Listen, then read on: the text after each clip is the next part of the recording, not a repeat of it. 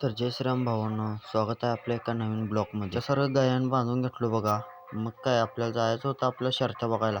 मग काय पटापट ट्रॅक्टर डिझेल टाकून औषधेन मारायसाठी ब्लोरेन जोडून ठेवलं बघा. ब्लॉग जरा मोठा होणार आहे तरी लास्टपर्यंत बघा.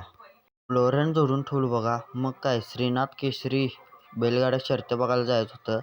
मग काय रमूदादा त्यांना आलते बघा इथं स्टँडवर. रमूदादा त्यांना हे घेऊन गेलो बघा. आपल्या भावाच्या दुकानपाशी थांबलेलो. मग काय तिथनं गेलो जरा पुढं. मग काय तिथनं गेलो सनकात.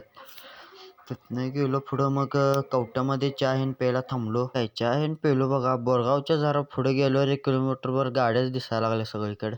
मग काय मैदानावर जाऊन स्क्रीनवर बघत बसलेलो. मग काय तिने सगळ्यांनी म्हटली बैल बघायची.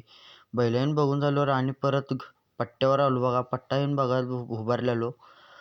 मग पट्टा येऊन सुटल्यावर बघा गाड्या कशा जाते सनकत. मग काय तिथनं महागारी आलो.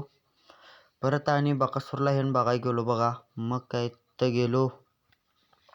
बकासूर काय नव्हता. मग काय मथुरला बघितलो. मग मथुरला बघून झाल्यावर मग आणि रिपीट जरा जाऊन बसूया म्हटलं झाडाखाली बसूच तर का. मग काय एकनाथ शिंदे साहेब आले. मग काय त्यांचं भाषण झालं. मग काय आणि बकासूरला बघायला गेलो. पब्लिकले होताना बकासूरला मग घेऊन गेले बघा गाडीत घालून. मग जनरलचं बघा आलतो बघा. काय हेलिकॉप्टरनं मारली बघा पहिली गाडी. काय 9 वाजलं बघा. मग काय तिकडनं यायला लागलो घरला. जाताना ट्रॉफिक लय बोरगावपर्यंत होतं. ब्लॉग आवडला असेल लाईक करा, शेअर करा.